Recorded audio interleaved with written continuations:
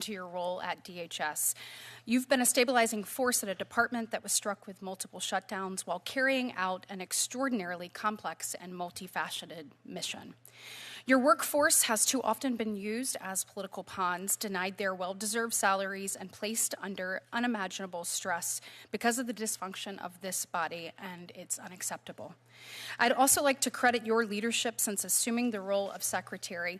We can all see how your experience in the Senate has shaped your view of the department and how the department should interact with Congress.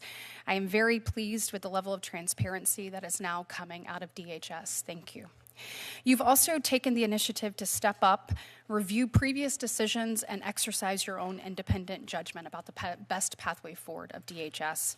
I can tell that you have a strong vision for the department and care deeply about its mission, and look forward to hearing about that today.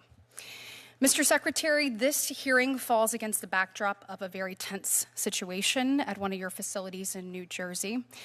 Let me be clear, all Americans have the right to protest the government, and you will meet no bigger supporter of the First Amendment than myself. But the situation we've seen unfolding at the facility goes well beyond peaceful protest. It's devolved into violence and riots, including against law enforcement personnel working to keep Americans safe. It's simply not acceptable to assault ICE officers or obstruct lawful federal operations. I hope that my colleagues will join me in condemning this violence and the chaos that we've seen in the last few days. Let's turn to the matter at hand. We are here today to hear about the resources that you need, and I believe it's an especially important opportunity to hear about where your priorities are as a new secretary. The budget was released less than 2 weeks after you assumed this role, so I want to recognize that you inherited much of this proposal. While I know that you support this budget and will defend it enthusiastically, it's important to get a window into where your priorities are and where you see the department going in the coming years. When I look at the department, I see countless critical missions, including work done by the men and women at CISA, the Coast Guard, ICE, CBP, TSA, and Secret Service, and other component agencies under the DHS umbrella.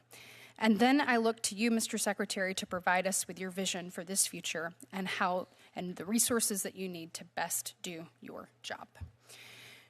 We can't really address the topic of our 2027 funding bill without addressing reconciliation. I am beyond disappointed that we were unable to fund ICE and Border Patrol through the bipartisan appropriations process. While fierce disagreements amongst Democrats and Republicans are not new, breaking apart appropriations bills over a refusal to fund basic operations of the government is truly uncharted territory. I hope the actions in this Congress remain an outlier and not a new precedent.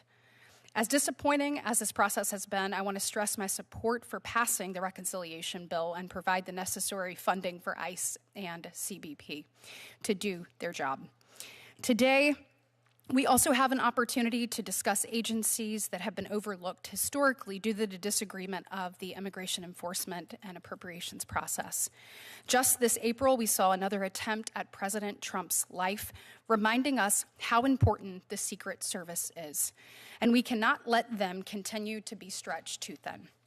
TSA has had great need for increased investment in screening and equipment procedures. It's also an opportunity for us to examine foundational systems like those managed your HR or finances, or make investments that can set the department up for success for the next 20 years. Investments that are critical to the unsung heroes of your workforce that sometimes can get lost in the shuffle of pressing needs. With respect to my home state, I am very proud that Alabama is home to so many DHS equities and so many hardworking, dedicated public servants who show up every day to help fulfill the mission of keeping Americans safe. Beginning with the Coast Guard, I am pleased that its Enlisted Leadership Training Center of Excellence will be officially established in Birmingham later this week. To fulfill its mission, increased training capacity is needed now more than ever. It is paramount we provide resources to train cadets, build vessels, and procure air assets.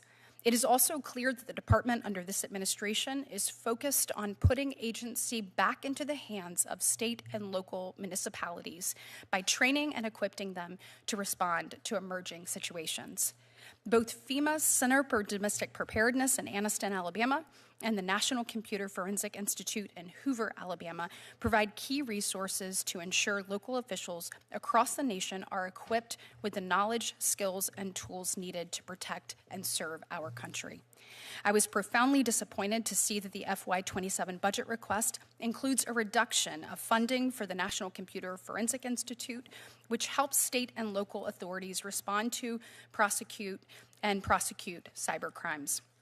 I don't need to tell you, Mr. Secretary, that computer crimes are only becoming more sophisticated and that we need more points of security by state and local officials, not fewer.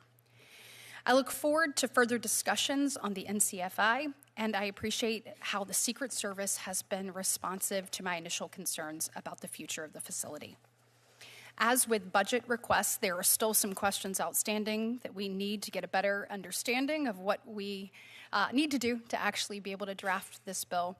For example, want to understand the future of TSA and what you think that looks like. It seems like we're moving in a direction of less resilience on federal screeners, but we do need a better understanding of where you want that to go in 5 or you see it going in 10 years.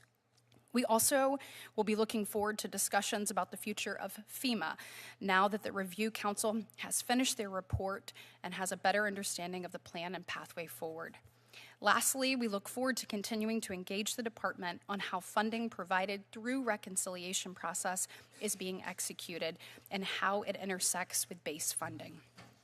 Mr. Secretary, in conclusion, I appreciate you appearing before us to testify on FY 2027 budget request.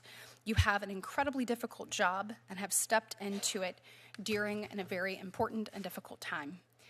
I want to thank you for your service to the people of the United States and your commitment to keeping them safe. I look forward to your testimony today and to working with you during fiscal year 2027. And I would now like to recognize the ranking member for his opening remarks. And Mr. Ranking Member, do you mind if I recognize the chairman first? Thank you. Would you? Okay, go ahead. Thank you. Ranking Member Murphy. Thank you, Chair Britt. Thank you, Secretary Mullin, for being here today. Mr. Secretary, I think you were crazy to have taken on this job, but at your confirmation hearing, you did promise that you would get DHS out of the headlines. We took you at your word, but nothing has really gotten better. In fact, you've spent the first 2 months of your tenure threatening to suspend international arrivals in states represented by Democrats. Not only would that throw our entire air travel system into chaos, it's completely illegal, which underscores the main issue of this hearing. The reason why Democrats and Republicans were not able to find agreement on the underlying DHS appropriations bill is because never before in the history of our nation has a federal agency been run so far off the rails as the Department of Homeland Security. Every day, this agency is breaking the law at scale and wasting billions of taxpayer dollars. DHS does not implement the law any longer. It makes up the law. Don't take my word for it. 10,000 times in the short 18 months this administration has run DHS, judges have overturned this agency's immigration decisions. Essentially, every case that gets before a judge gets overturned. The agency has locked up American citizens. It has killed peaceful protesters just for getting in the way. It has applied a completely made-up set of immigration laws and deported hundreds of thousands of immigrants who broke no laws, who were playing by the rules, who had legitimate claims to stay in the United States. A federal judge recently cited DHS for violating 96 different court orders in one single state. Not that this agency violated the law 96 different times in that state. No. On 96 occasions, DHS was caught violating the law, was ordered to obey the law, and 96 times ignored the judge in one state. That is stunning, and it should be unacceptable to anyone on this committee who claims to care about the rule of law. To make matters worse, this agency is spending money like stone-drunk sailors. Let's just take the massive detention centers that you are building. In Social Circle, Georgia, DHS allegedly paid almost $129 million for a property previously valued at $29 million. In Socorro, Texas, a property previously valued at $11 million was sold to DHS for around $123 million, a 1,000% markup. Somebody is getting rich, fabulously rich, off of those deals. Or take the company Geo Group. Geo Group was a small contractor in 2024, net income of about $31 million. But then Geo Group made enormous contributions to the president's political operations, and a revolving door started between Geo Group and DHS. Tom Homan worked for the Geo Group, now works for DHS. David Venturella, Geo Group executive, is now poised to be the next head of ICE. And guess what happened? In just a year, as its executives have gone to work for the agency, as the political contributions flowed to the president, their revenue went from $31 million to, wait for it, $254 million, an 800% jump in just 1 year. When President Trump came into office, ICE's budget was $10 billion. Today, with the obscene cash infusion this Republican Congress has given your agency, ICE's effective annual budget is now 11 times that, $115 billion. And with these real estate deals and these contractor deals, at times the agency seems to be lighting this money on fire. But for this committee, that should be unacceptable, because the money that is being wasted, it is earned by plumbers and security guards and teachers. They entrust it to us to spend it wisely. We swear an oath when we arrive here to assure that their money is not used to fund unconstitutional or illegal behavior. Every single day, this agency is violating the Constitution and the law. This cannot continue. For Congress to approve of this budget, you must assure us that this Sherman's march of illegality ends. You must stop padding the pockets of immigration industry CEOs. You must rein in this out-of-control overspending. But as I stated at the outset, the worry is the opposite is about to happen. You are reportedly considering suspending international arrivals at airports in states represented by Democrats.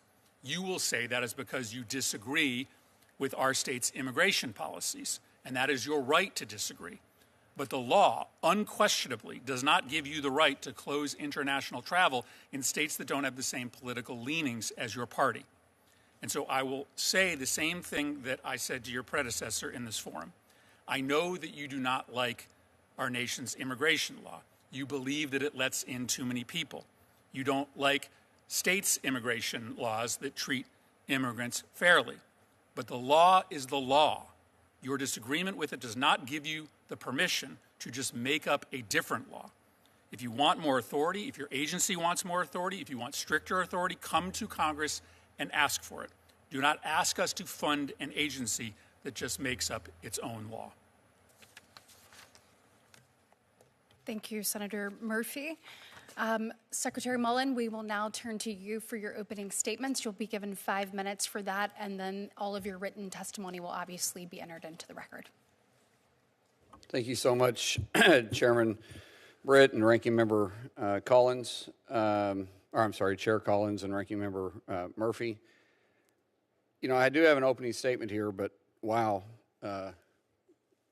Senator Murphy, the outlandish claims you made there is just flat wrong. You start saying we're breaking the law, and you really start looking at it, and we're enforcing the laws that Congress did pass. That's reckless. When you start saying it's unconstitutional, what's unconstitutional that we're doing? We swore to uphold the Constitution, just like you swore to uphold the Constitution. For you to throw my 275,000 employees underneath DHS and with a broad stroke like that is reckless and irresponsible on your part. We're doing the job that Congress gave us the authority to do. And our men and women out there every single day is enforcing the laws. If you don't like the laws, you can change them. We're not picking and choosing which laws we enforce. We're simply enforcing the law, period, full stop. When you throw out reckless terms and you start referring to our agents as being dangerous, unconstitutional, and lawless, that's why our agents' death threats are up by 8,000%. I know that's not what you want. But your political theater, that's what it causes. When you start looking at assaults on our officers, they're up by 1,300%. Senator Murphy, is that what you want? I don't think it is. I really don't.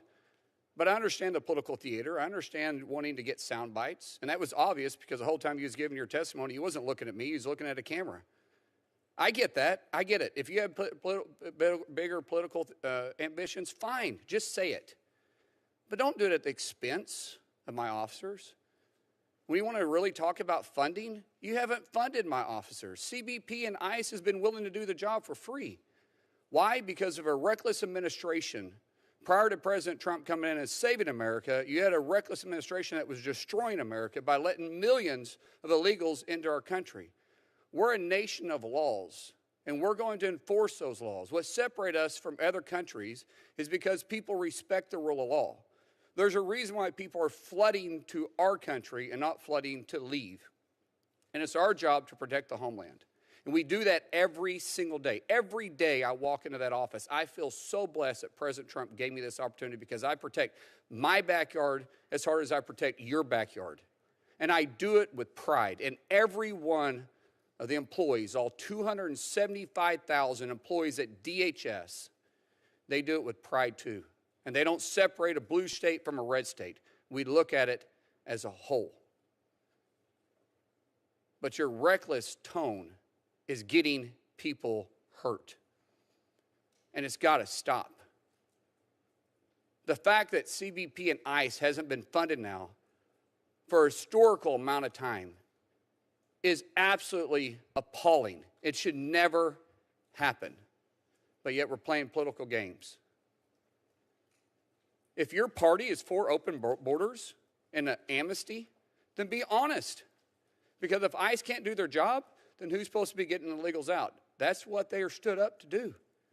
That's what Congress passed and gave them the authority and created the agency to do. If you don't want Customs and Border Patrol, and their job is to control our borders and the custom entry points, if you don't want them, then be honest with the American people and say, we want open borders. But don't sit there and accuse us of a bunch of stuff that you know yourself isn't true. Now, I'll go back to this. It's an honor to sit here in front of you. I take it with great pride to be Secretary of the Department of Homeland Security. And I'm surrounded with great men and women every single day I walk into that office. Regardless of what you say or some other people say, we're doing a great job. And we have a zero-fail mission, and we take that to heart every day. And one of the people that I'm surrounded with is Troy Edgar, my deputy. I couldn't do my job without the people around me. And so thank you, Senator Britt. Thank you, Ranking Member Murphy, for allowing him to be up here with us. Because some of the questions he may be better suited answered. With that, I yield back. Thank you, Mr. Secretary. We're going to go into the question and answer portion of the hearing. Each member is going to be given 5 minutes of time for their questions. The senators are going to have an opportunity to ask those questions in order of seniority and then arrival. If the 5 minutes is up, I will tap the gavel to note that to the senator that's speaking so that they can quickly wrap their question. I'll give you an opportunity to respond, but we're going to keep this to 5 minutes, and we're going to do that on both the Republican and the Democratic side. So if I can have cooperation there, I would greatly appreciate it. And then I'll go ahead and start. We are honored to have both Chair Collins and Vice Chair Murray with us here on this subcommittee. And Vice Chair Murray, I will turn to you first. Okay.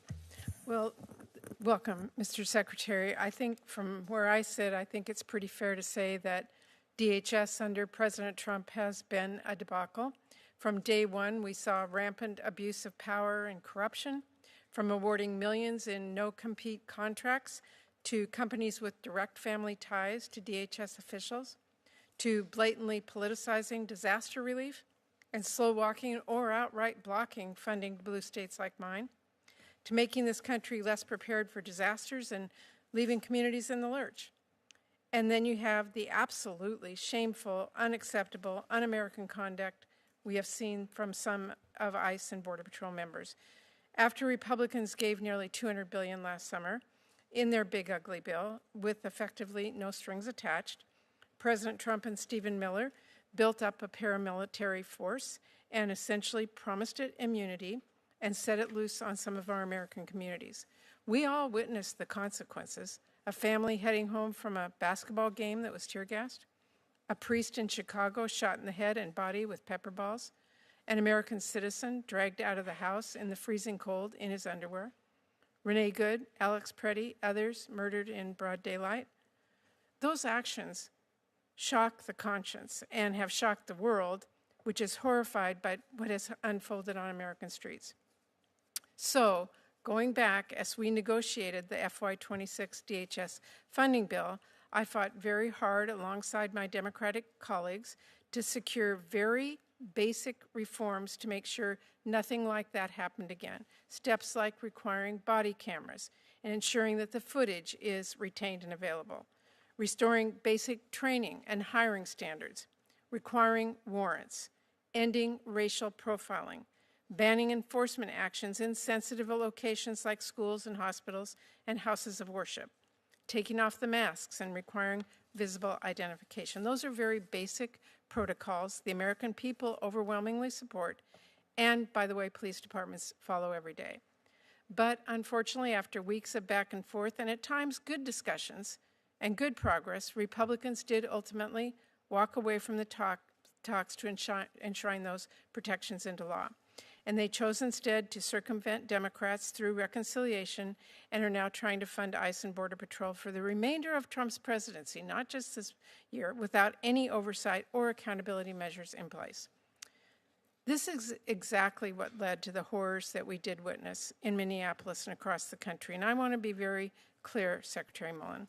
I'm watching closely to see what steps you now take as the new DHS Secretary. And I have to say, I have yet to see you take back the reins from Stephen Miller, because even now we are seeing some outrageous proposals. You plan to withdraw CBP officers from airports in cities that don't roll over for Trump. That is insane. It is not only dangerous, it would also spell economic crisis for blue and red states. Meanwhile, DHS is already on track to break last year's record for people dying in custody. And last week, ICE agents tear-gassed a United States senator who was simply working to peacefully mediate between ICE and protesters after federal law enforcement, we know, shoved a different senator to the ground last year. And you continue to deport upstanding community members instead of the worst of the worst. Accountability is desperately needed, and I know we will all keep fighting for that. So let me ask you, throughout our negotiations over the 26 bill, the White House and border czar Tom Homan told us we didn't need to put any reforms into law because DHS was already making changes like ending the roving patrols, restoring stronger training standards, requiring body cameras to be worn by all agents and officers. And I know that at your confirmation hearing, you said you do not support the warrantless search and seizure policy the administration put in place. And you reportedly were recently talking about legislation to require judicial warrants, restore training standards, and protect sensitive locations from raids. But while you and Tom Homan say you've made some of those changes, the American people haven't seen the proof of that. So I want to ask you today, what are your current training requirements for agents? Training requirements. Thank you for the question. I want to remind the senator that I was part of the negotiating those reforms, and I think you're aware of that. So I actually know what happened during those. I know you were not in the room, but I do know you were aware of them. No, I was very involved in it. But you were not in the back room. and forth. No, I was very involved. I was in the room. You were not in the room. I know you were. We was very involved in it because we were talking with the House. Doesn't matter. I asked you a question. You know, what is the training Senator, you know that we agreed to all this stuff that you said the fact is that you guys walked away because you had primary elections. No, we had agreed. Mr. You had asked for Secretary, 3, and we asked for walked away 9. because you would we had not agreed put it to in 9, writing. and you would never get to yes, and so we walked away and did reconciliation because you were never going to get to yes between Chuck Schumer and Hakeem Jeffries, and you know that to be a fact. And you can't pull the rule over my eyes because I was part of the negotiating. You can give your side. I'm telling you, I was in the room, and we turned away. I want to ask you. It was interesting. I was involved in that too. What are your if you want to start talking about training, we're going to July 1st. We'll go back to the 71, 72 hours of training. The training policy is going to change a little bit because we're going to be doing crowd control and fit today's needs, but all training always is willing to change back and forth. When you start talking about warrants, I was very clear in my confirmation that judicial warrants are used when we're entering a residence unless we're in pursuit of a criminal. Or the criminal continues to evade by going from one place to the next, and we're trying to lock the person down. But I was very clear when we started discussing that. And on the sensitive locations, it's been asked multiple times. We're not actively being at sensitive locations. We do sometimes have to pick up a felon that is around sensitive locations, but we're not actively patrolling those, and I think you know that to be true. Okay, and can you give this committee in writing what your current training requirements are? You said as of July 1st. If you could give that to us so we can see what those are. And how about the updated departmental protocols for agents engaging with protesters? I'm sorry? Yeah, you have an updated department protocol for agents who are engaging with protesters. Can you describe that? And the time has expired, so if you can get your answer quickly, I'd appreciate it. Well, let me just ask you then, if you could give the committee in writing that answer, whether or not you've ended roving patrols and whether or not every officer and agent in the field is now wearing a body camera in writing so we can see what your protocols are. We don't have the money for all the cameras. We had it in the funding bill, but since you guys decided not to vote for it, we don't have the money to put it on all of our officers. But if you remember, during the funding bill, we had $20 million set up for it, and it's currently unfunded because the Democrats are refusing to fund We had $20 million CBP. in it, and I will tell you this, that was not enough, but what I'd like to know is we'll respond to you. You will respond to that in writing what your current policies are, so we know that they are actual policies being implemented. Thank you. We'll take that. Thank you, Vice Chair Murray. I'll turn to Chair Collins for her questions. Thank you very much, Madam Chair. Welcome, Mr. Secretary. I'd like to ask you about a particular kind of visa, the H-1B visa, which are for highly skilled international employees. Many rural areas in Maine face shortages of qualified medical professionals, which makes attracting them and recruiting them critical to the health of our communities. Well, I can understand why the administration might consider assigning fees to H-1B visas in the tech area or other sectors where there's a significant domestic workforce. That's not what we're talking about when it's medical providers for rural areas. I want to give you an example of a hospital in Presque Isle, Maine, that's in northern Maine, very close to where I grew up. And recently, this rural hospital was forced to pay the $100,000 H-1B fee for a much-needed surgeon. Would you be willing to consider carving out an exemption for medical professionals from this fee when a community can demonstrate that there is not a medical professional available? Senator Collins, thank you so much for the question. We looked into this. I'm misunderstanding when you and I visited a tad bit about this. Was this doctor currently in the United States, or did you have to bring him in from outside the United States? He had to be brought in from another country, right. And there did not used to be a $100,000 fee associated with that visa. the doctor qualifies for the visa. That's not the issue. The issue is the extraordinarily high fee that the hospital in Presque Isle had to pay. So we do have some authority and flexibility to be able to waive some of this on case by case. We had 286,000 applicants year to date for the H-1B visas. Out of those, over 200,000 of them paid the $100,000 to be able to come in, because it allows us to process them in a little bit faster of a manner. In fact, when we do that, we're able to process them in about 15 days because we're able to throw stuff out. If people want to look for an exemption and come that process, which we had roughly 80,000 look for a different path forward, it takes about 7.5 months to go through that process to be able to exempt them. We can speed that up to some degree, but to actually have a carve out, it would be difficult. We're happy to look into it, look at language, try to get it better. Because I agree, from a very rural area, I understand how hard it is to get doctors, but I'd say most of them, when they need it then, and they're not willing to wait 7.5 months to get someone to come through, because we do still have to do our due diligence on going through their background and making sure they do qualify for it. But on these cases, and there's several people, maybe not on this dais, but have called me since I've been in for 8 weeks, has asked for me to look in some of these circumstances, and we're always happy to look into them and see how we can work with you the best possible way.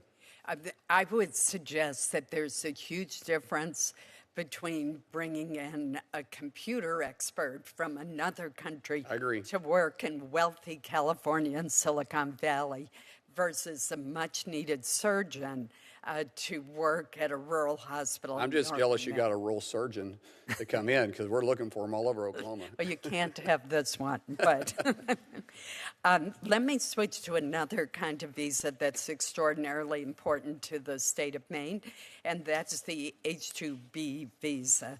As you know, many of our communities in Maine rely heavily on H-2B visas for staff during our busy tourism seasons. Last year, just to give you an idea, more than 13 million tourists came to the state of Maine, and we're very grateful that they do, but that is 10 times the entire population of our state, and they mainly come in the summer and the fall.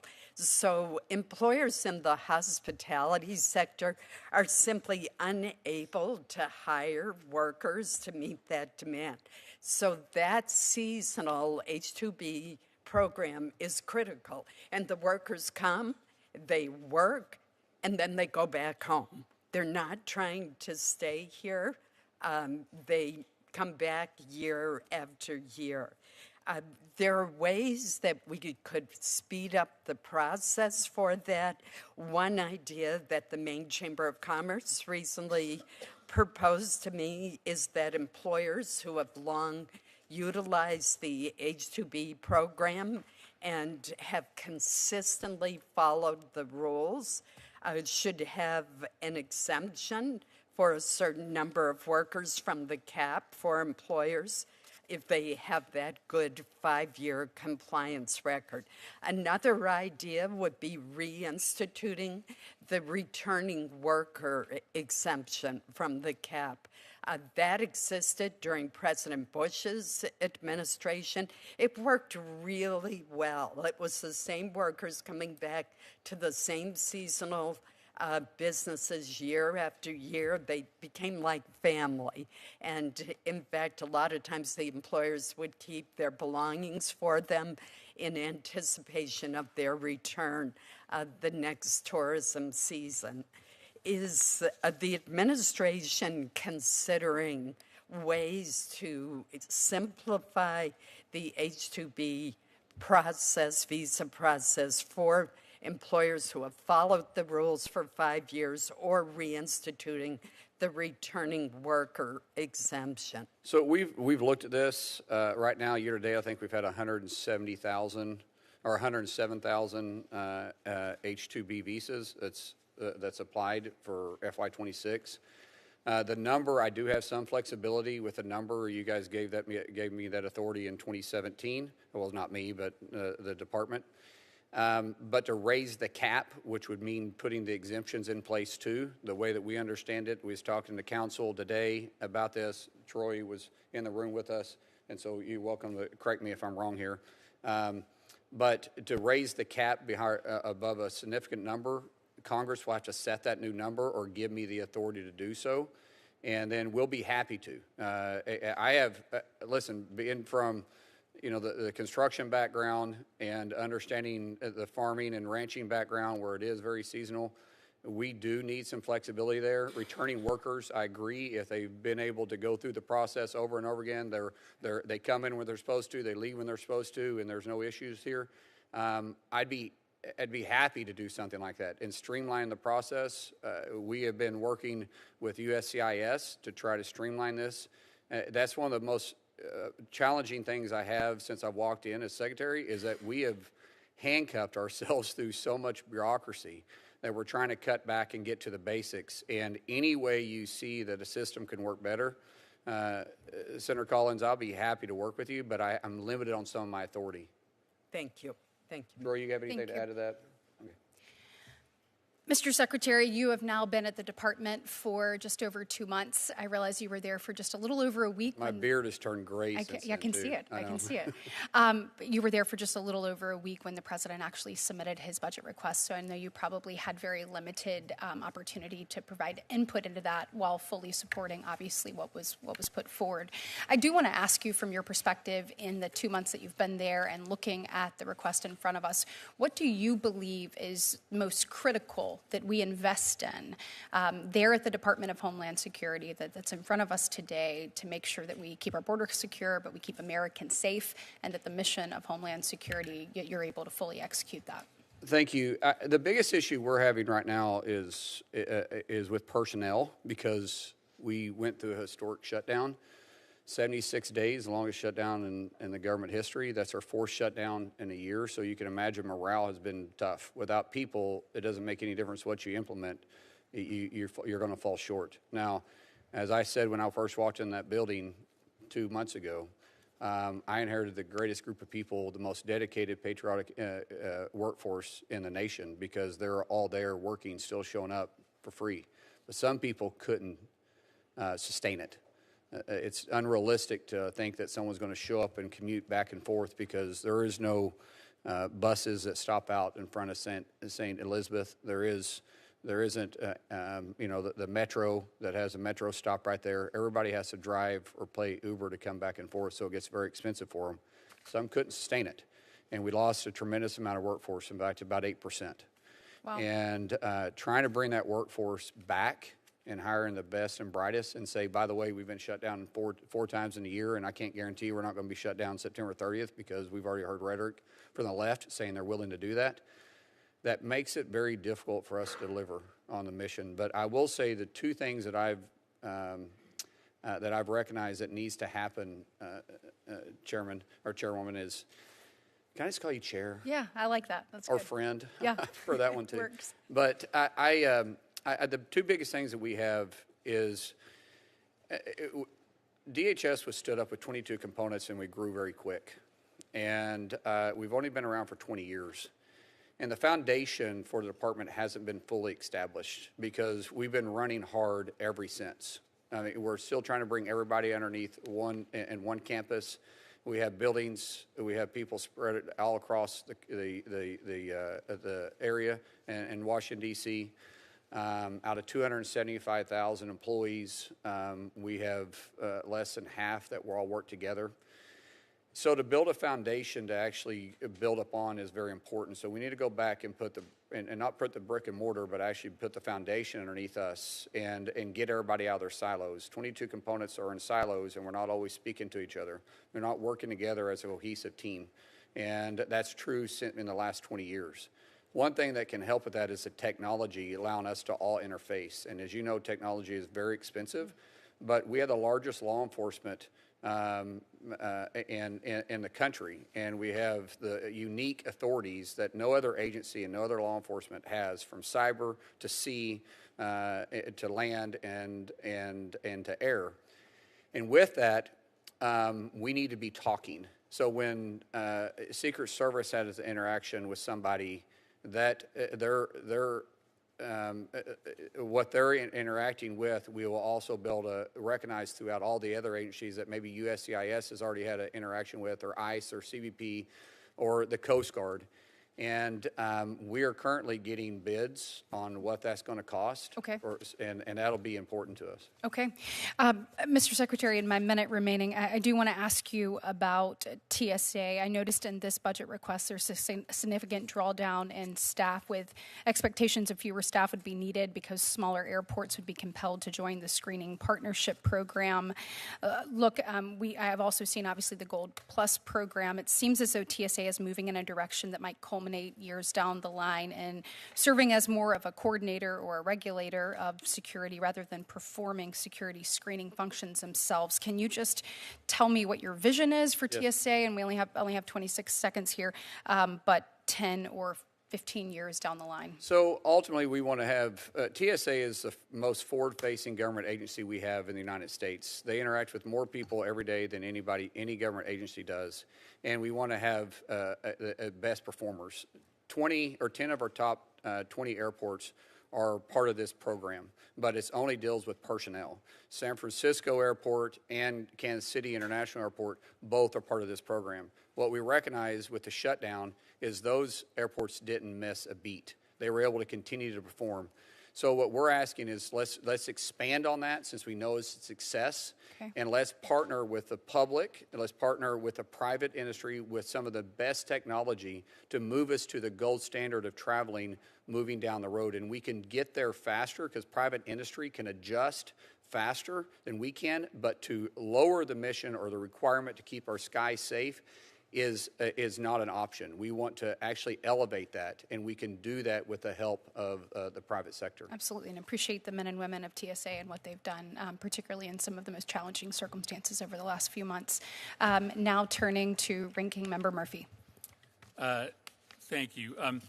Mr. Secretary, this is from a federal court decision regarding ICE's activities in Minnesota. ICE is not a law unto itself.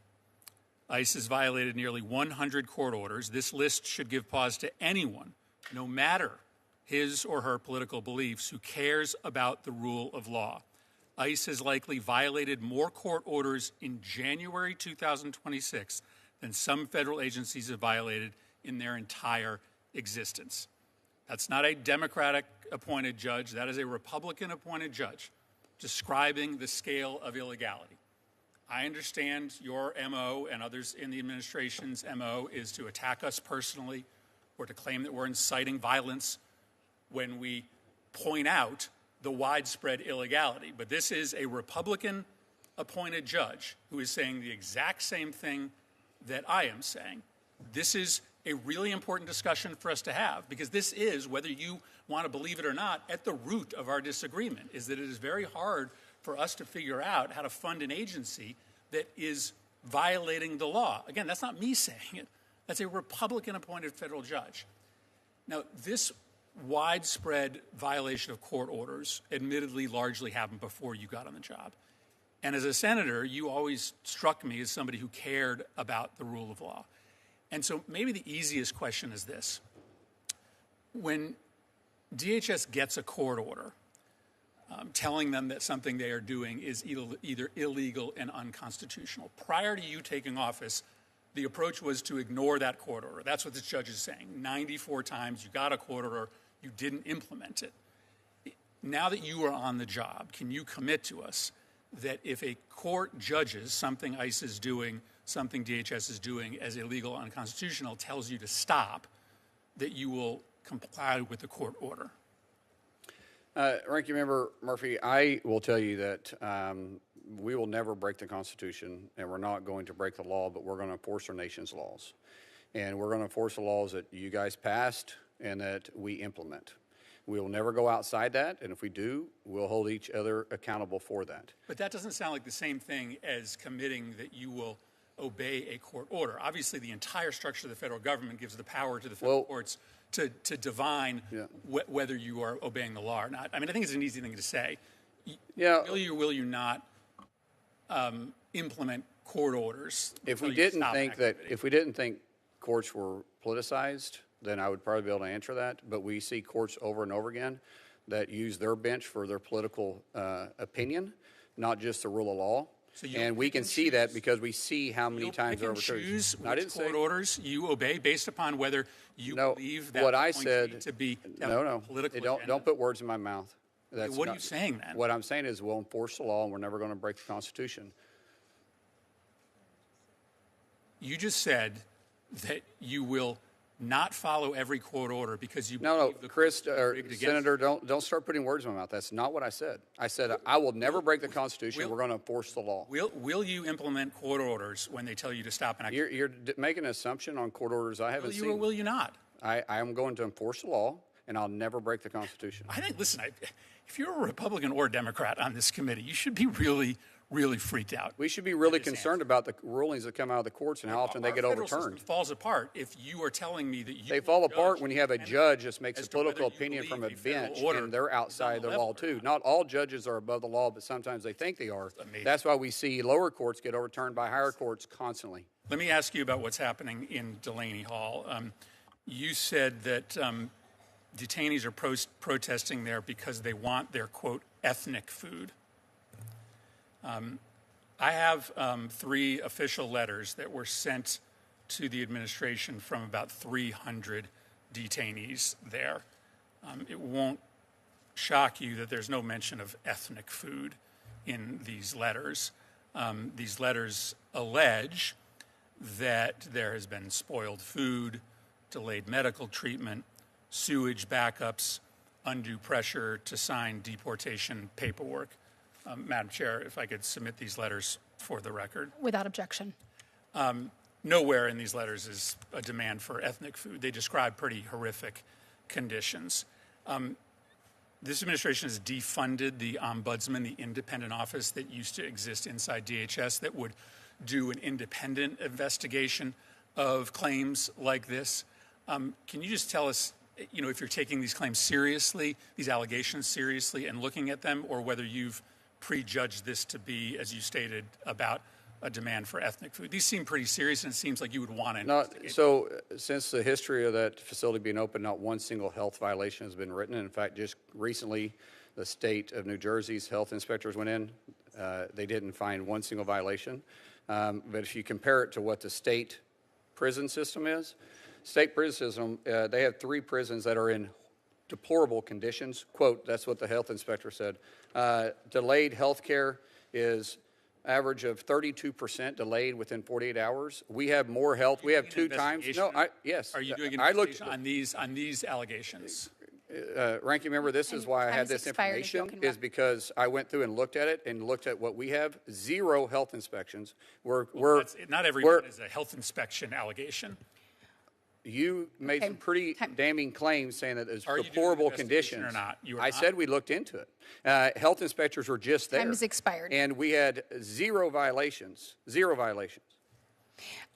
I'd also like to point out this is one of the things that we had included in the bipartisan appropriations bill was an inspector general that would have been able to investigate the conditions there at different detention facilities, and is one of the reasons why, yet again, and I appreciate Chair Collins' work on making sure that that was incorporated. Senator Kennedy.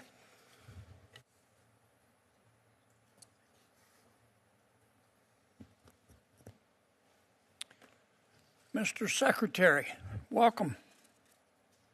Thank you. Mr. Secretary, do you hate people who are different from you? No, sir. I wake up every single morning and say, love the people, love the call. Do you support the rule of law? Absolutely. Isn't a big part of your job to enforce the immigration laws? Yes, sir, it is. Can we agree that illegal immigration is illegal? We should all agree on that. Yes, sir. How many people do you think the Biden administration allowed into our country in violation of our immigration laws? Unfortunately, they didn't keep good records. We don't even know how many kids were let into the country. Estimation is somewhere around 340,000 kids that we're trying currently to look for. With the numbers are estimated between 12 and 20 million came in illegally over the 4 years of the Biden administration. And President Biden ignored the immigration laws with the cooperation and indeed, in some cases, the encouragement of some members of Congress, did he not? Yes, sir. That's my recollection of it. Why do you think the Biden administration and some of my colleagues, your former colleagues, why do you think they believe in open borders? Sir, I have my theory behind that, and I would love to entertain the thought, but I'll try to keep my thoughts to myself and just do my job here. But I think I know my theory is pretty strong. Well, tell me about it. I'll probably get myself in trouble. It's okay. You're already in trouble. Yeah, but I don't know if this is a place to give my thoughts. I try to work in facts as much as I can, but it's hard to explain why they would allow that many people to come in and turn our streets into lawless cities and lawless towns. I mean, does any other... Let me try it a different way. Do you think vetting people at our border is racist? No, sir. It's exactly what we should do because we are charged, CBP and Department of Homeland Security is charged with keeping our homeland safe. We have to know who's coming in. We catch terrorists on a weekly basis trying to enter this country illegally or already entered this country illegally. Do you think vetting people at our border, it sounds like you do, is prudent? It is absolutely vital to the job we do to protecting our homeland. And every other country vets people at the border. They should, yes. What happened to Delaney Hall? Well, a lot of claims were made, and they just absolutely weren't true. The first one came out and said it was overcrowded. We have today, I believe, under 700 detainees there. It's licensed for just over 1,000 beds. We have twice the square footage at Delaney Hall than the state penitentiary does in New Jersey. They said that the medical condition was horrible. We have twice as much medical staff per person than the state penitentiary does in New Jersey. What happened with the protesters? Well, the protesters is interesting. The governor and the state officials were going out and saying that they were peaceful protesters and ICE was agitating them. That all changed when the governor finally allowed the state police to do their job. And by the way, they're professionals, and the locals there were absolutely professionals. When they came in, they quickly realized these aren't peaceful protesters. These are rioters. Were some of the protesters or rioters violating the law? Absolutely. Every time you verbally assault an officer by not saying that you're, whatever words you want to use, but when you say you're going to kill them and all their family, that's against the law. That's violating federal policy. When you put your hands on an officer, we had officers bit, we had officers scratched, we had officers poked, we had officers hit, we had objects thrown at them, we had car windows smashed in. All that is a federal crime and punishable, and we have zero tolerance for it. And those that we could arrest then, we did arrest. Those that we have on video, we're going through the video today, and we will eventually find you and arrest you as well and charge you. Now, you have the right in America to protest, don't you? I support the First Amendment, but you do it in a peaceful manner. But you don't have the right to protest violently or in violation of the law, do you? That is correct, Senator. Isn't it? Last question, I know. Has it been your experience that most cops, most Border Patrol officers, most ICE agents will leave you alone unless you do illegal stuff? And the senator's time has expired, so if you can keep this quick. That is absolutely correct, and they love doing their job. They don't do it for the money. They do it because they're called to do it. And regardless if you're a local PD, you're a sheriff, you're state, or you're federal, all of them are willing to do their job because they feel called to do so. And you're not, for the most part, there's always a few bad apples, but for the most part, those officers, unless you're breaking the law, they're not going to bother you. Okay. That's my experience anyways. Thank you, Mr. Secretary. Senator Hyde-Smith. Thank you, Madam Chairman, and thank you, Mr. Secretary, for being here, and to our Deputy Secretary, thank you for being here as well. Before I begin, I want to note that we are getting some really positive feedback from my stakeholders at the state level in Mississippi regarding FEMA's recent progress, particularly that funding is moving more efficiently and responsiveness appears to be improving, and we're very grateful for that. We appreciate that work, and with that in mind, I want to talk about several issues that's affecting our state now. States like Mississippi closely monitor FEMA's public assistance disaster declaration thresholds. You know, we have a lot of hurricanes, we have a lot of tornadoes there, and it's just been considerable discussion regarding potential changes to these thresholds and what they mean for states' ability to qualify for this assistance. Will you provide clarity on whether FEMA is planning to adjust individual states' disaster thresholds for public assistance major declarations? With those changes, what those changes may look like and what the timeline states should expect for implementation. Can you comment on those? Yes, there was quite a backlog of the public assistance dollars that needed to be put out since we've been in office. The president has just signed off on 15 last Friday. Before that, there was 22. So total, we have 37 now that have been out the door in 8 weeks. We're constantly looking at it. What we've seen, because the public assistance is supposed to be somewhat of a match, 75% of the match, what we've seen is a lot of states inflate those numbers. And when we go through and we start looking at the reimbursement, in fact, I haven't seen one that actually everything they're claiming has qualified. Once we go through it and we check it off, for instance, Friday when we went to the president and laid it out in front of him, and we showed him what they were asking, where we came up with the number, what we denied, and what we approved, he signed off on 100% of them. But we are looking at a way to reform it. FEMA it was never set up to be the complete all. It was supposed to be there to assist, not to be the final solution, assist the state or the community in its bad day when they met certain qualifications. But the state and local communities are the first responders.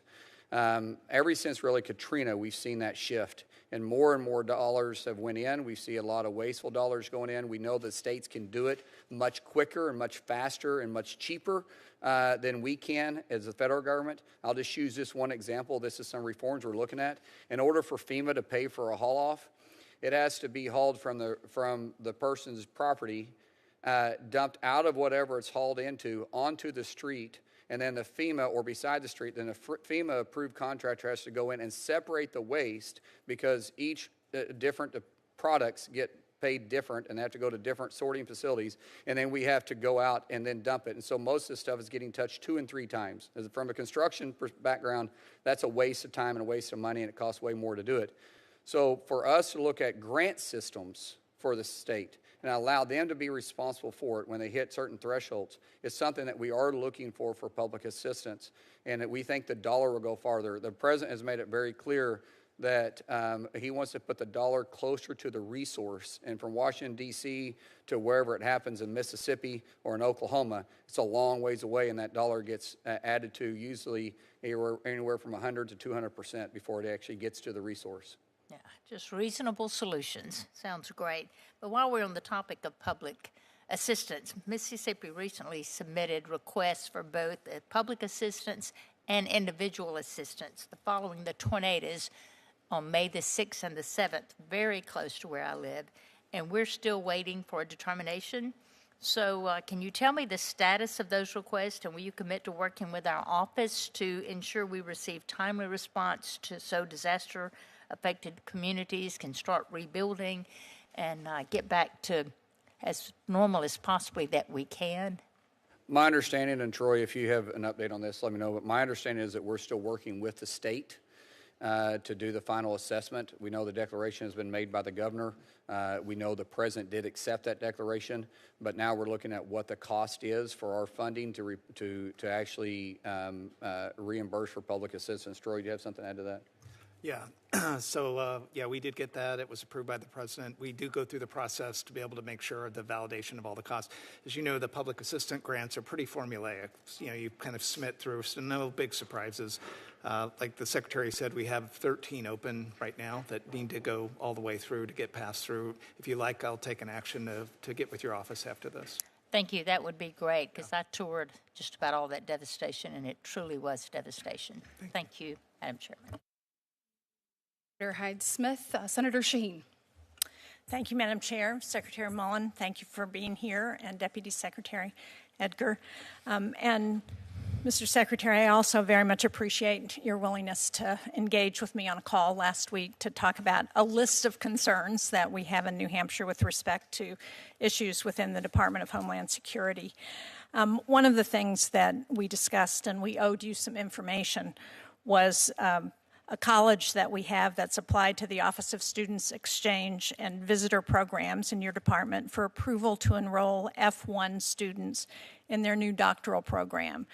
As I explained on the phone, there is real urgency about this because without approval by July 1st, they're going to potentially lose 2,000 students, graduate students. This is a university that prepares students for jobs in artificial intelligence, national security, healthcare management, a lot of other high-demand, high-skill professions. It's very important to the community in which it where it is, and also very important to the state of New Hampshire. So can you give me any kind of an update on the New England College Form I-17 application to allow those F1 international students to enroll in the college's new doctorate in business administration program? Here, we've got the point of contact. We'd asked for the point of contact for the college. Correct. I believe we did receive that, and we give it to USCIS. We could give you an update. I don't think there's going to be much of one because we just talked about this Thursday, I believe.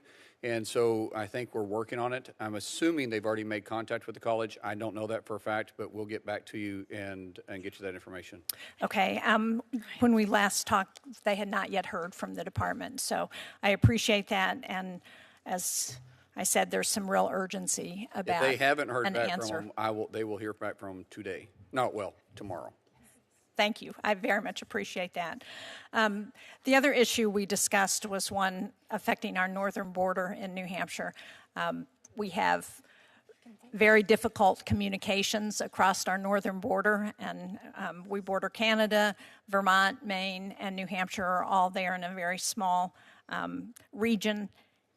We don't have good cell service in much of that part of New Hampshire. We have a cell tower that we're trying to get up in Pittsburgh, New Hampshire. We have a cell company that is prepared. They've gotten power from Canada. We've gotten Canada to bring power down to the station, and they are still waiting for an application that has been into DHS since March. So will you commit to following up and trying to see if we can get an answer on this agreement as soon as possible so that it's a safety concern in northern New Hampshire? Yeah, so immediately after your phone call with us, I turned around and called the director and had the conversation with him. There's a couple of paperwork because it's a combination between us and Canada. There's something Correct. That's still sitting at the State Department that I believe they're waiting on some paperwork to be done.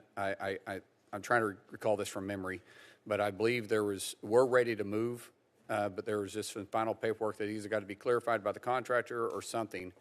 I will get you an update on that, and we'll try to get that to you tomorrow. And we will certainly, if there is something missing at the New Hampshire end, we will work to make Absolutely. sure that gets done. But I believe we're waiting on some clarification on some information. That's what I believe that's what I was told. But whatever the update is, we'll get your office the update tomorrow. And again, there's some real urgency because of safety concerns. Oh, I completely understand. On a broader issue beyond New Hampshire, the Department of Defense has provided hundreds of millions of dollars in non-reimbursable support to Homeland Security for immigration enforcement. Last year, with several other senators, we visited Naval Station Guantanamo, and the amount the department is spending there for just a handful of DHS detainees is really shocking.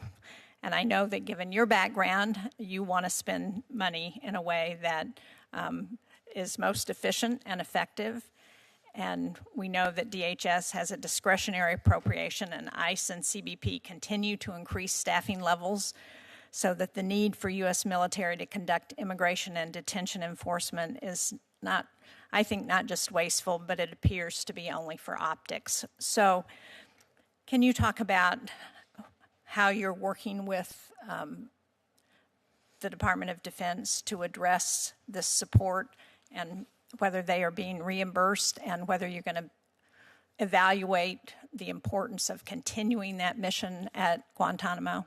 And Mr. Secretary, the time has expired, but if you will answer this Yeah, question. I'll do it. Senator, we looked into this. It was a high contract, and the beds we weren't using.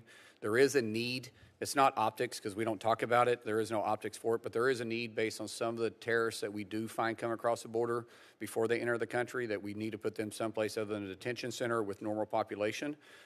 We saw that during the War on Terror.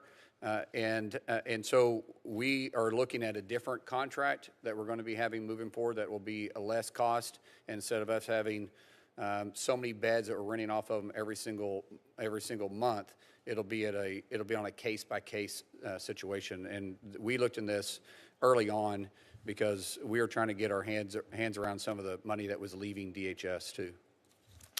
Well, thank you. I appreciate that. I have some further questions, but I will follow up with QFRs. Thank you, Madam Chair. Senator Capito. Thank you, Mr. Secretary. Great to see you. And thank you, Deputy Secretary, for being here.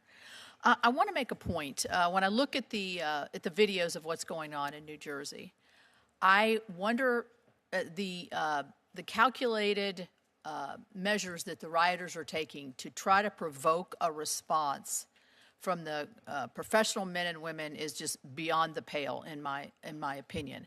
But I would like to point out that the bill that the chairwoman of this committee wrote, and that has been denied in the Senate by every Democrat in the Senate, had extra dollars in there to teach de-escalation training. So I commend the ones that are there now, but I do see what the need for more de-escalation trainings, because there's more methods, there's more ways, and it's a profession, I'm sure, on how to antagonize and try to goad our law enforcement into making a mistake or overreacting or whatever. So I'm sorry this bill is not coming forward, because I think it would be answering what I see on the videos. I do want to go to the Coast Guard very quickly.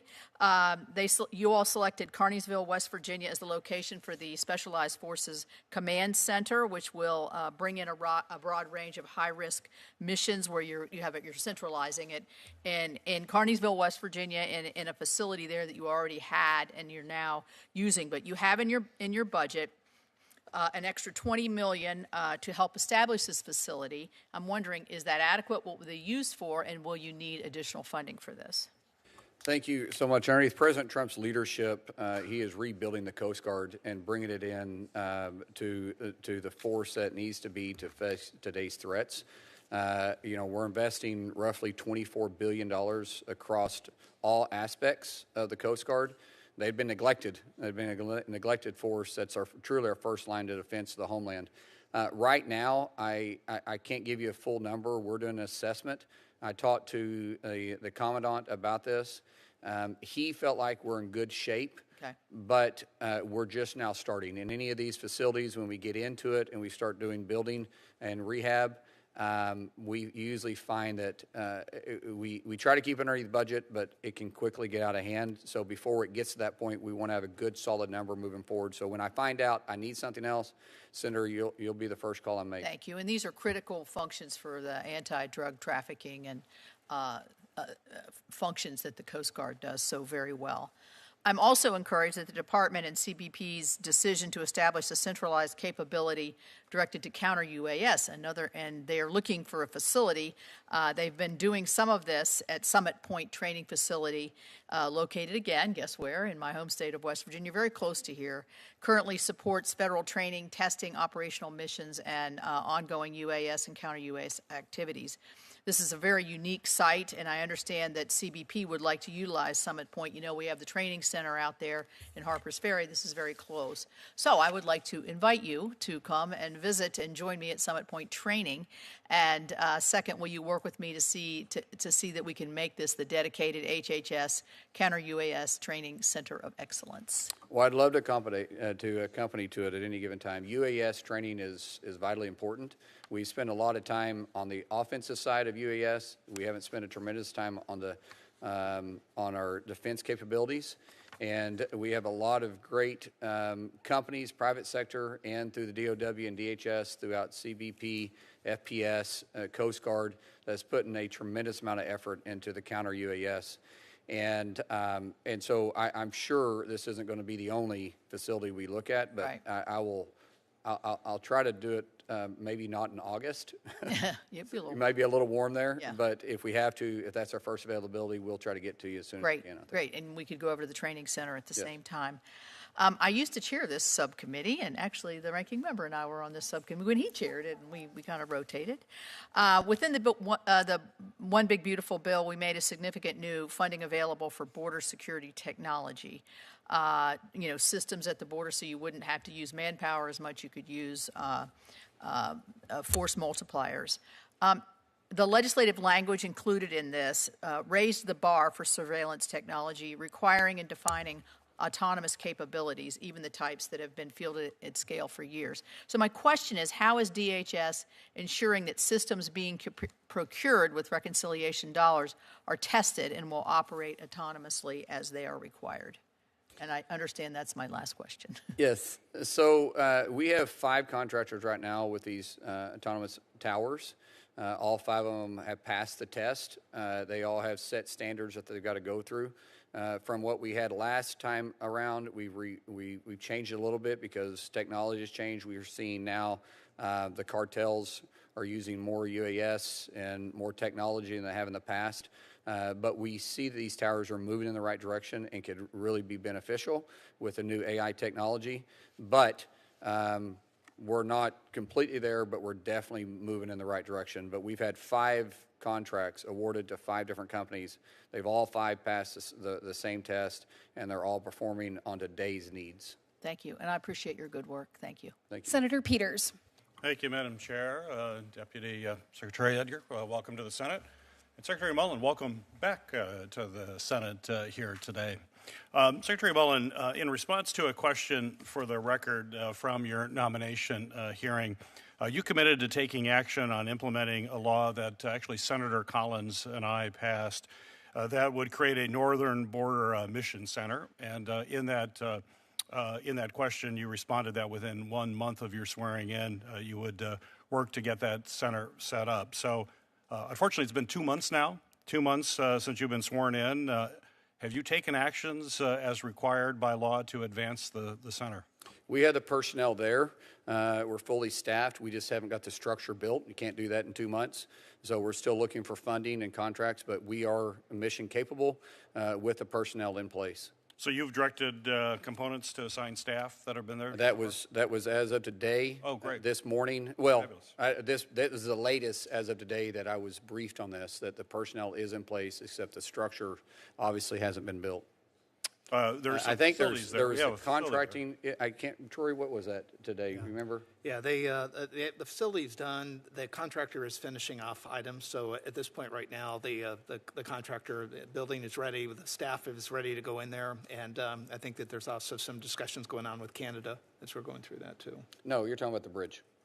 Oh, yeah. Yeah, you're talking about the bridge, not the facility. Separate things. Sorry.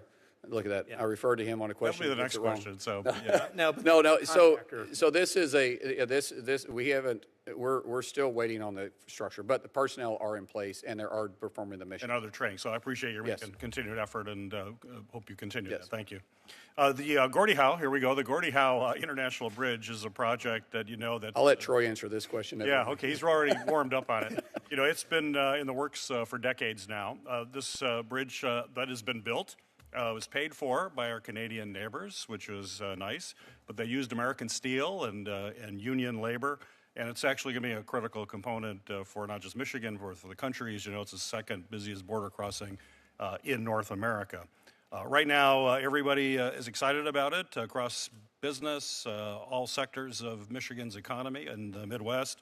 The only person that I know, there's one billionaire that's against it, and that's a person who owns a competing bridge, a private bridge that's competing. Other than that, there's just universal support. So my question, this is to Secretary Mullin, or you can defer it, but is DHS and specifically CBP prepared right now to facilitate trade and travel at the bridge? Yes, we are. Once again, we have the personnel dedicated, ready to move. The contractor hasn't signed off on final stuff. He had a deadline the 1st of May. He didn't make that deadline, so we're still waiting on that to take place. We're prepared, we're staffed, we're ready to go. Once that's done, there's still negotiations between Canada and the United States. That's not within DHS. That has to be resolved. But we're as far as we can go without the sign off from the bridge and the final agreement between the two countries. So as far as you're concerned, CBP is good to go? We're good to go. Okay, yes, sir. Good.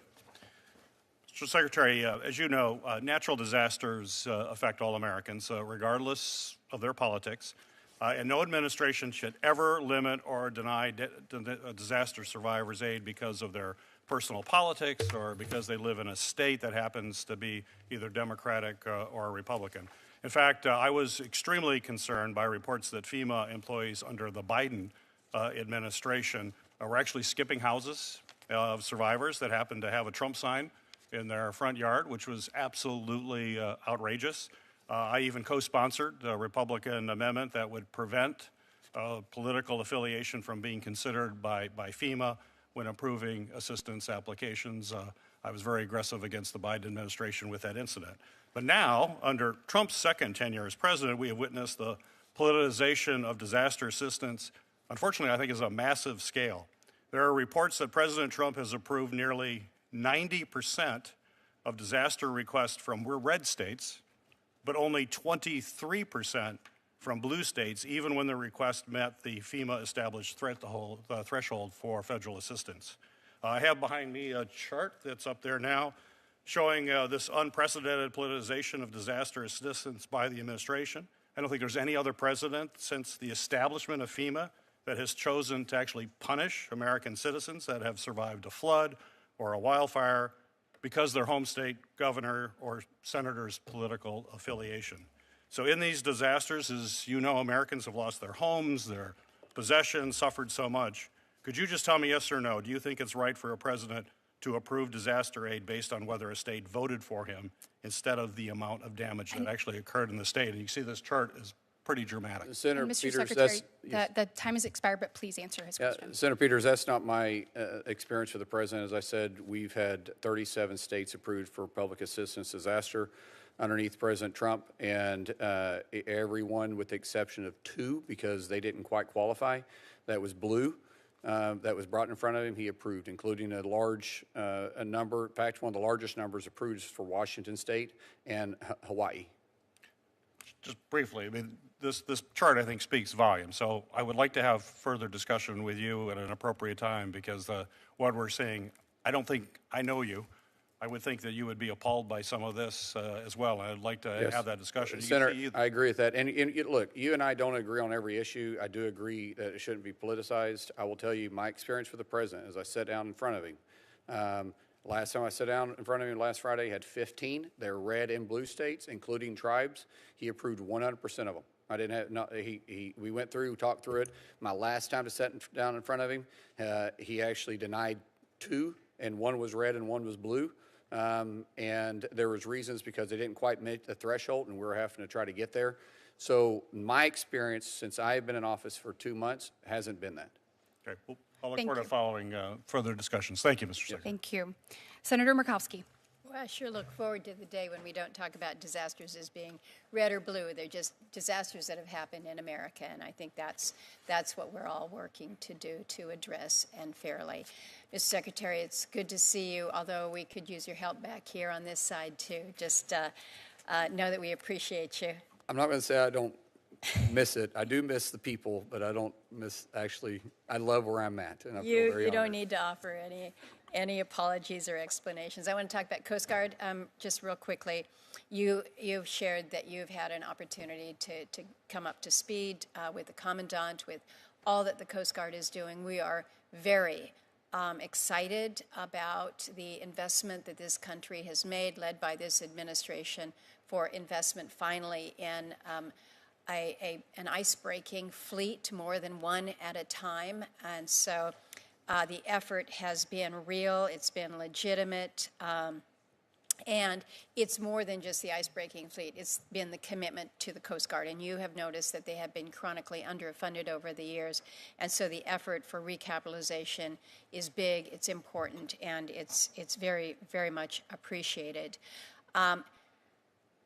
We are seeing a lot on the shipbuilding side, and that's necessary, but we all know that those ships don't move around by themselves. It's the men and women in the ship and the families that support them. So making sure that we've got shoreside infrastructure prioritized in the FY27 budget is going to be very important for me, and particularly in some of our more rural areas.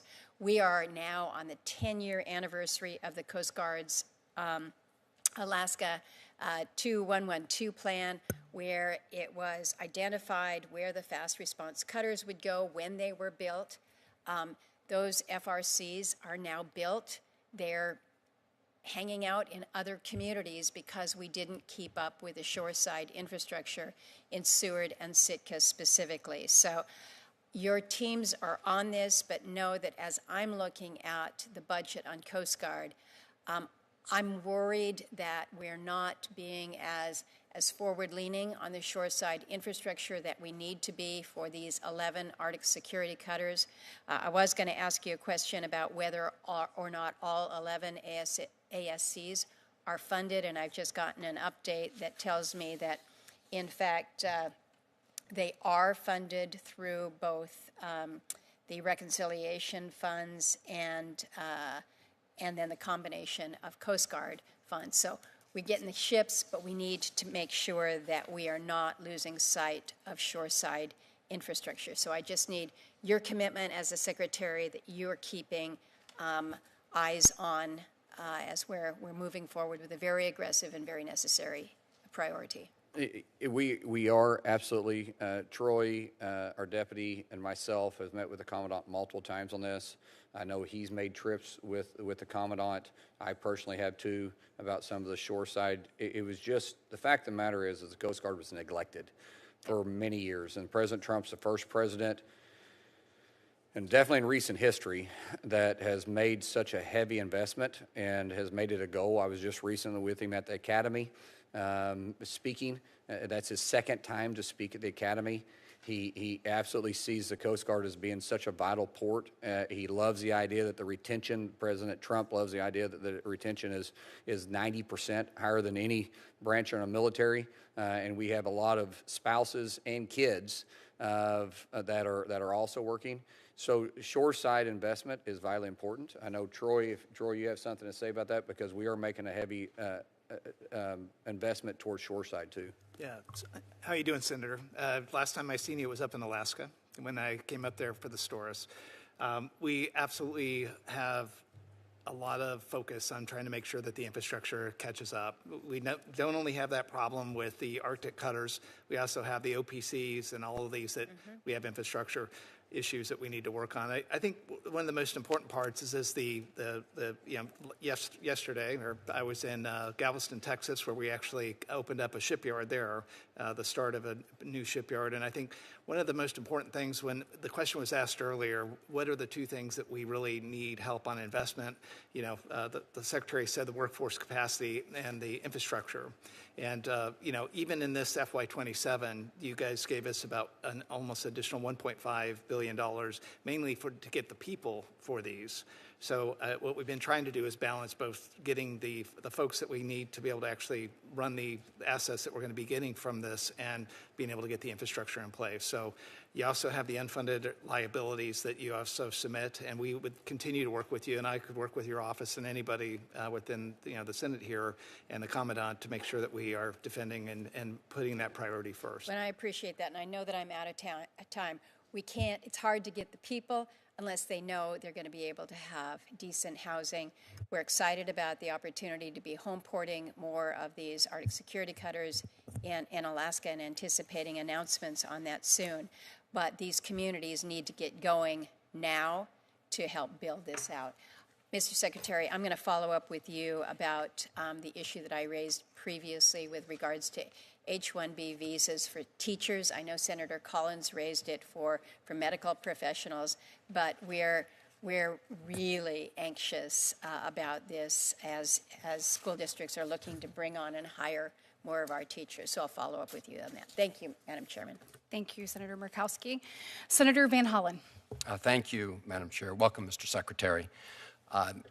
You'd agree that it's important for the American public to be able to trust what DHS says, right? And that it's important that the department put out factual information. You agree that that's important? I think it's important for elected officials to do that. I think it's very important for everybody. So I'm holding up a press release here, Mr. Secretary, dated January of this year. It's before your time. It says that a person named Julio Sosa Silas violently assaulted a DHS agent. I want to read the quote in here from former Secretary Noem. She said, quote, "What we saw last night in Minneapolis was an attempted murder of federal law enforcement. Our officer was ambushed and attacked by 3 individuals who beat him with snow shovels and the handles of brooms. Fearing for his life, the officer fired a defensive shot," unquote. That's an untrue statement, isn't it, Mr. Secretary? What we have been briefed on, yes. Yeah. And it came to light because the city of Minneapolis had a camera system, and state authorities from Hennepin County have pursued the investigation and recently arrested this officer. Are you aware of that? I believe so, yes. Yeah. So this is part of a pattern we've seen, because I do want to turn to the case of Alex Preddy. And in that case, Secretary Noem said that he was engaged in an act of domestic terrorism. She said that it looked like Alex Preddy intended to, quote, inflict maximum damage and to kill law enforcement, unquote. That wasn't true either, was it? I'm sorry, I didn't hear the statement. That wasn't a true statement either. Of her statement? Yeah. I can't speak on her behalf, but it's not what I recall seeing. You agree the facts don't support that statement? Well, I didn't make the statement. I didn't say you did. I asked you whether you understand that the facts don't support the statement. The investigation would say that's probably not accurate. Yeah, okay. So, again, we know that because of the video. Secretary Noem also asserted that Renee Good was engaged in an act of domestic terrorism. So, look, the reason I'm asking you this, Mr. Secretary, is I want to know if you're going to be willing to provide state investigators access to evidence they have requested in their ongoing investigations into the killings of Alex Preddy and Renee Good. Sir, as you know, the FBI is set up to do the investigation on federal law officers, and we investigate it from the federal side as a federal action, not a state action. But you're aware of the fact that the state has authority and jurisdiction as well, right, under federal case law? Actually, under the authority, the federal prosecution stays within the federal government, and so the FBI is set up to do those investigations. And I do want to say something too. We arrest between Mr. Secretary, I'm sorry, I have limited time. No, but you said you accused there to be a pattern. if the chair is going to permit additional questions, I was answering asked what you very said is a specific pattern. questions. You made an accusation that it was And a I meant, pattern. and at Mr. CBP Secretary, I went on. There was a Secretary. pattern. The You did say secretary, there was a pattern. Secretary Noem said the same thing. But you said all there's statements a pattern, regarding not a pattern. That's so a pattern. We Said it arrest with over Renee Good 1,900 too. people a day. There Mr. is not a Secretary, pattern of this. Please, the That's an reality exaggeration of words. Words matter. They do. And I will tell you, you of all have a people should know false- that words you matter. have a- And so yes, when you say they there's are. a pattern, there's not a Yeah. pattern. Oh, I would say 3 in a row is a pattern. No, sir. Secretary. That's not a Well, pattern. We arrest Let's get out the 1,900 people dictionary. or more, Put a your day. semantics aside. The reality is this is a big There problem. is no semantics behind Because- this. A pattern of 3 people when we You average know, 1,900 a day is not a pattern. You've just acknowledged your predecessor made statements that were not factually accurate. I want to go. So it sounds like you're not willing to share evidence with the state authorities who are trying to get to the bottom of this. And I will just say, Mr. Secretary, that given the statements that came out of this administration, including the White House, it is hard to trust this administration to do an independent investigation. That's why it's important. But yet you to trusted share the last that. administration? I'm talking about giving it to the authorities No, I'm just of saying, Minnesota. calling Apple what an Let apple me is ask or you, calling I orange want what to an ask orange is. you, Don't sit Mr. there and Secretary, start picking one administration to believe in another administration not to Mr. believe. Secretary, just please calm down. I'm going to ask you about Kilmore Abrego Garcia. Are you aware of the fact that in that case, he has agreed to be removed to Costa Rica and that Costa Rica has agreed to accept them? No, I'm not. Okay. So I'd like you to look into this because essentially what the administration did was say to him when he was returned to the United States after being wrongfully deported to El Salvador, and the administration admitted it, wrongfully deported him.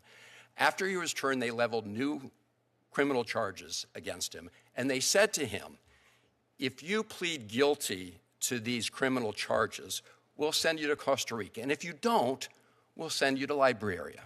Well, he said, I'm not going to plead guilty to these charges. And it turns out that just a short time ago, a federal judge determined that the administration had engaged in a vindictive prosecution against him. And so my question now is, will you, the administration, agree to have him removed to Costa Rica rather than engaging in punishing him for pursuing his constitutional rights? That's the question. If you don't have full information here, Mr. Secretary, I understand. Well, Please my get back question to is the gentleman here in this country legally? Secretary, the time is the expired. but if person you can was answer his illegally question. removed to El Salvador, and this administration has He is admitted still that. in this country illegally. This is the point is he has said he will be removed to Costa Rica, and Costa Rica has accepted that. The point, Mr. Secretary, is Great. If he's willing is to the do that, we'll have to administration. send him. The point is that they're engaged in what a judge already found to be an vindictive prosecution, and now they're trying to leverage all this to try to get him to go to Liberia instead of Costa Rica. It's a gross abuse of process. Mr. Secretary, Anybody looking at this can see that. The Mr. senator's time is Secretary. expired. I'm good. Thank you. All right, Mr. Secretary, we're going to go ahead and move into another. We have Senator Haggerty that's on his way. I can't tell you how pleased I am that the Coast Guard has chosen to establish a enlisted leadership training center in Birmingham, Alabama.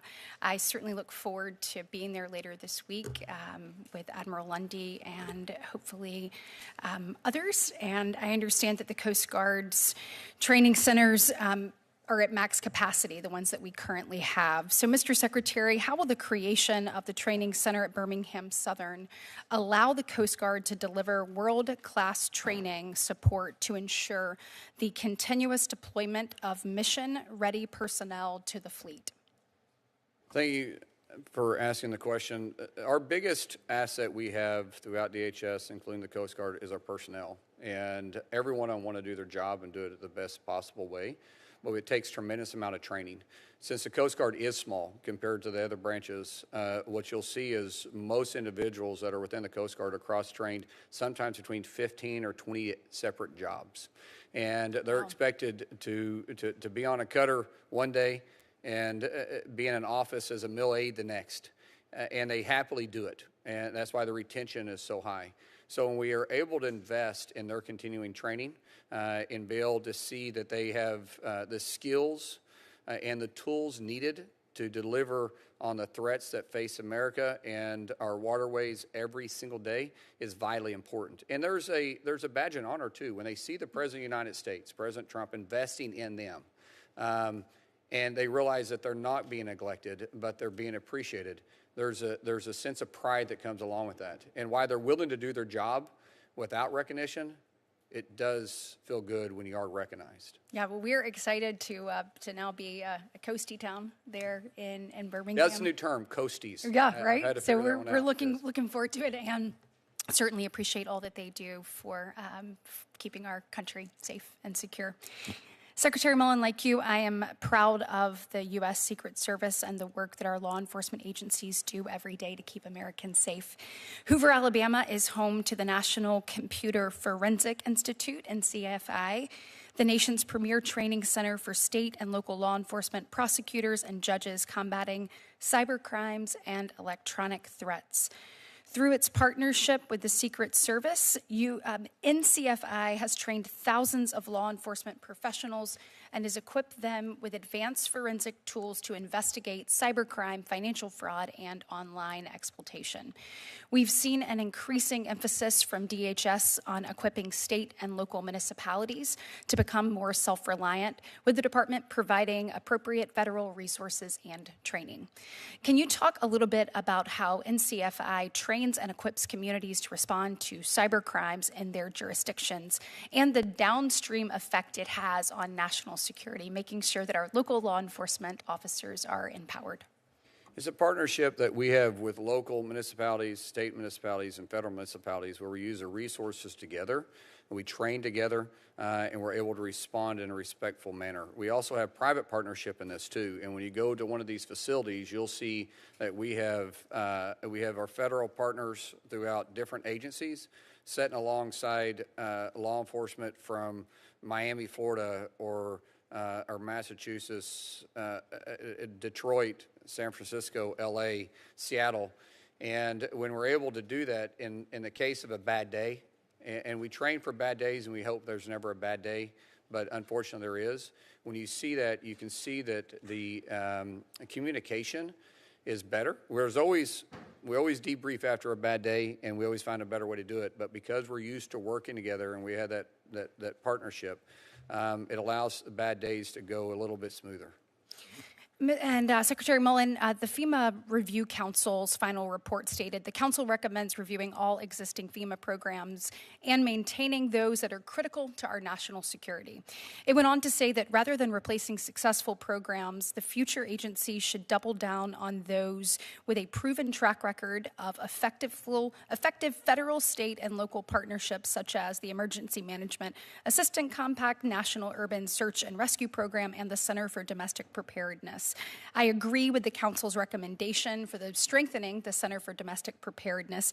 Can you tell us your vision of how to improve that facility so we can continue to provide world-class training to emergency managers and first responders? Well, it goes back to the partnership we have with our states. Right now, I forget how many classes we have going on around the country. Do you remember off the top of your head? I was just briefed on this last week. We started classes on the emergency preparedness, I believe, the 1st of May, and we have sectors all around the United States to where we train the emergency response teams from the state and the counties. Yep. And we allow ourselves to work together, but the partnership we have isn't possible without the participation of the local, county, and state. And my time has expired, but I think it is critically important that we continue to maintain that partnership, maintain that training, looking at what we have coming forward, all of the different events that we're going to be hosting across our country. We want to make sure that our communities are safe and strong. I now recognize Ranking Member Murphy.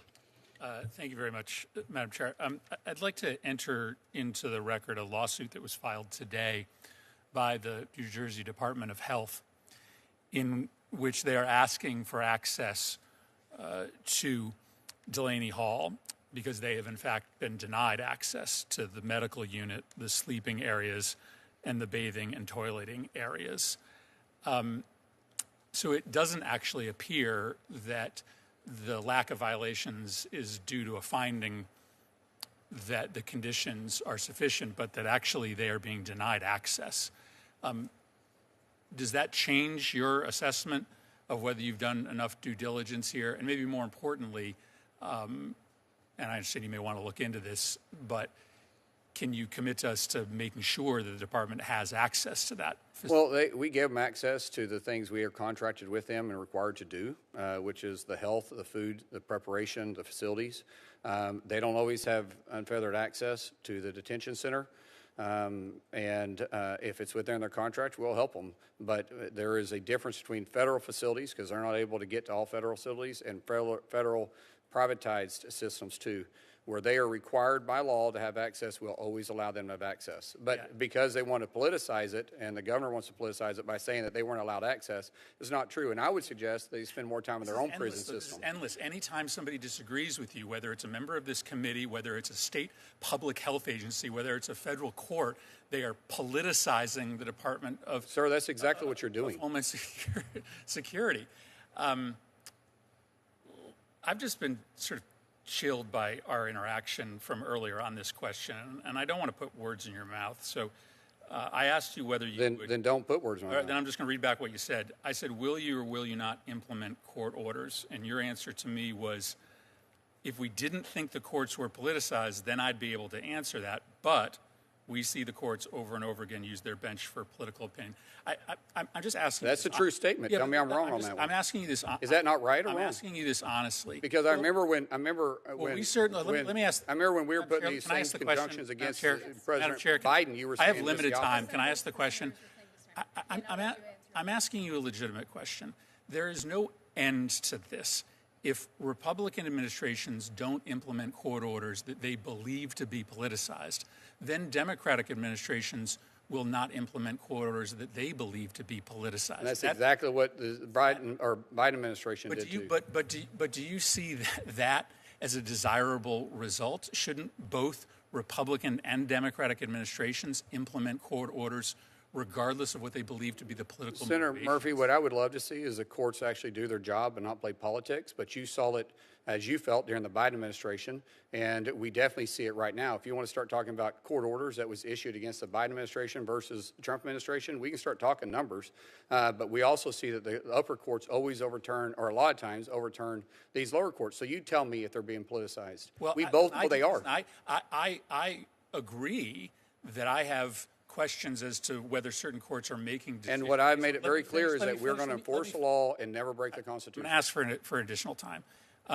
I agree that there is politics involved in judicial decisions. I do not think that gives an excuse to either a Democratic or Republican administration to ignore those court orders. I think that's actually the end of our republic if the administration willfully ignores a court order because they disagree with it or its motivation. That's a difference between you and I. No, that's not actually true, because there were several court orders that was put in against the Biden administration specifically towards immigration and our border, and I didn't hear you one time speak out against the Biden administration for ignoring that. Well, so actually, that's not true. Really? I will send you endless statements from me about how I believe the Biden administration was going above and beyond the ability that the law allowed them on immigration policy.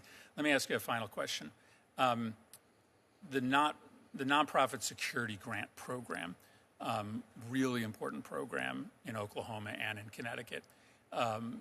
Wish it wasn't necessary. I assume you wish it wasn't necessary, but it provides grants to churches and to synagogues and to Jewish community centers and to mosques to provide security. You've recommended a lower amount in this budget, and maybe most concerningly, we haven't gotten the FY25 grants out the door. I know you believe this is an important program in Connecticut. It's vitally necessary. We don't get nearly as many needy applications filled as we would like. Just a commitment to work with us to try to get that number as high as we can, if we can eventually get a budget done, and a commitment to try to get those 25 grants out the door as quickly as possible. We will work with you on that, absolutely. It's an area of, I think, deep agreement between us. Thank you. Senator Hagerty. Thank you, Thank you, Madam Chair, and welcome. Great to see you again, Secretary Mullin, Secretary Edgar. Good to see you as well.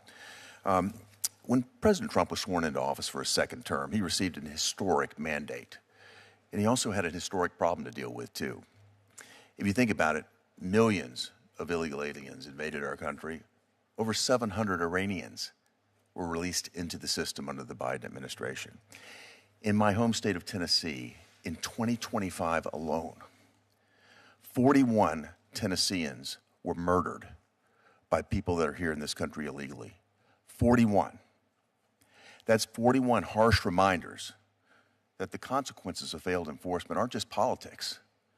They're being borne by American citizens every day. Now, the Department of Homeland Security has secured the southern border. But we've still got a problem. And that is that we have sanctuary cities inside the United States that are harboring millions of people that are here illegally, that are improperly vetted, at a time when we have major national security threats. Look no further than what's happening in the Middle East and the fact that we have at least 700 unvetted Iranians here in this country right now, and I guess we don't know where they are. So, Secretary Mullin, I'll turn this first to you. Could you describe how you've been able to secure the border under the circumstances and what you're able to do and what you need to protect us in the homeland, given the fact that we have so many of these people still resident here in America, particularly in these sanctuary cities? Thank you so much for the question. And sir, I didn't know there was 41 that's just in my state, in Tennessee that was in 1 year. I had no idea. That's heartbreaking. That's 41 too many. So underneath President Trump's leadership, he's made securing our border a staple to his presidency. We're building miles of fence every single day, which creates more, or not every day, but every week, and is pushing the choke point more and more to a centralized location. Just recently, we discovered a tunnel that was being used by the cartels as the first tunnel we have discovered in many years, and it's because of President Trump pressure between the cooperation from state, local, federal, and the DOW. We're able to really combat that illegal crossing, allows us to focus more inside the state too. We're working with USCIS. We're seeing a lot of these illegals that are traveling back into the United States by leaving the United States, by going into Canada and then trying to enter back in. The cooperation we have with Canada on the border, they have flexed hard. We're seeing less Iranians getting into the country, but we're seeing more arrests taking place. As they leave, we're able to vet them as they go back and forth because of our cooperation. But it is still a major concern. We arrest terrorists on terrorist list every single week here inside the United States, either trying to enter or ones we have looked for, sought them out, and found them. And by arresting the worst, we're able to get them off our streets and sometimes break up their network. Well, I think the fact that you're dealing with terrorists on a daily basis, that weekly, we know that they're weekly basis.